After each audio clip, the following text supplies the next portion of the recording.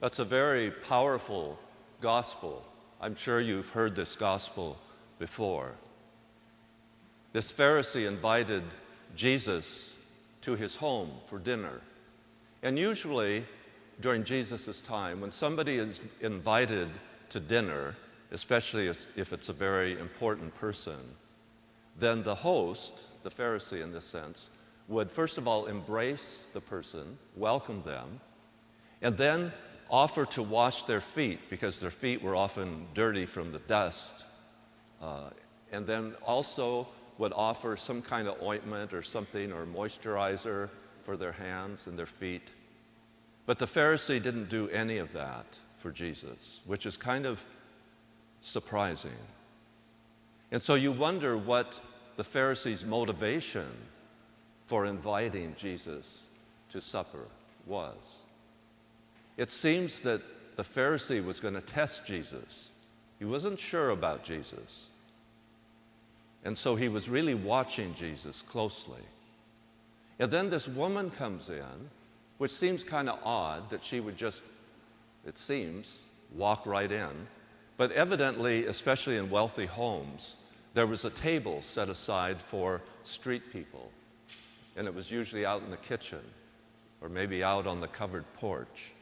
And so she must have heard that Jesus was coming to dinner at the Pharisee's house. And she came in, and she had such courage that she just went right up to Jesus and started washing his feet with her tears. Now the Pharisee was watching Jesus, and he was thinking to himself, you know, this Jesus, I don't think he's a prophet. Because if he were a prophet, he would know what kind of woman this is, that she's a sinner. And Jesus could read his mind. Jesus knew exactly what he was thinking. And so he taught the Pharisee and the others at table a very important lesson. All of us are sinners. All of us are sinners. Is there anyone here who is not a sinner? Could you raise your hand? Okay, no. You know, it's unfortunate if we're not sinners, because then we don't have the wonderful grace of being forgiven.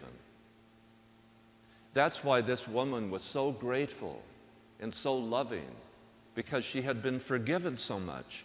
You know, and the Pharisee wasn't grateful. He wasn't loving because he wasn't aware of his own sinfulness.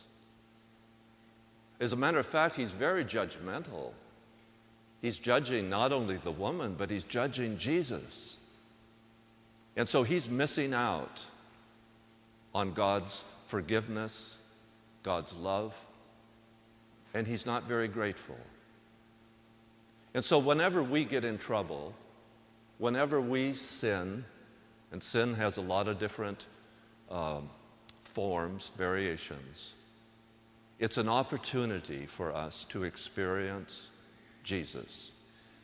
Jesus said that he didn't come for healthy people. He said, doctors don't, if you're healthy, you don't need to go to a doctor, but if you're sick, you do. And Jesus said, I have come for those who are sick.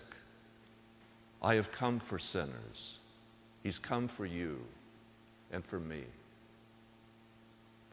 I happen to think of, I think I was in the second grade here at St. Pat's, and I think you may know that the school was in the courtyard out here, you know, where Father Seamus's house is.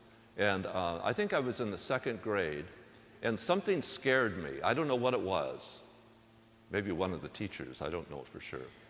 But I got so scared, I ran out of school. I ran from school, and I went home. As I mentioned, we lived just 3 blocks up there. I don't know what, matter of fact, I still remember getting to the top of the hill and looking back, and I could see one of the sisters looking at me through the window, which scared me even more. Well, and then I got home, and neither my mother or father or anybody was at home, and so I just, you know, I was really upset. And then finally, when my mother and father did get home, of course they had to call the school and talk to the principal, and they said, well, we'll bring him back tomorrow. And I remember coming back, and I thought I was going to be punished. You know, we did have punishments in those days. Fortunately, you have different kinds of punishments. I won't tell you what they were, but I thought for sure that I was going to get punished. Well, Sister Pauline was the principal, and she was out there on the play yard, and my mother brought me up, and Sister Pauline was so gracious, so gracious. She welcomed me back, and I felt so grateful, just like this woman in the gospel. I felt more grateful than anybody else in my class because of what happened. Now, that doesn't mean that you should go out and run away from school so you can be grateful. Like St. Paul says, where sin abounds, grace superabounds. But that doesn't mean we should go out and sin so that we can get more grace. But if we do sin, it's an opportunity to experience Jesus and God's great love and mercy. And at the end of the gospel, Jesus says, your faith has saved you. Because faith is such a wonderful gift. And that woman had such courage that she could come up to Jesus and receive his blessing. And so we too will be coming up for communion to receive Jesus' blessing. Matter of fact, the most precious gift, his very self. So let us pray that we can be grateful as that woman in today's gospel was grateful.